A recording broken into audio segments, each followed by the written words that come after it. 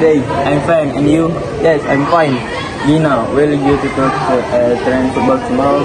I don't know about that, Fadil. How about you? I want to come to training football.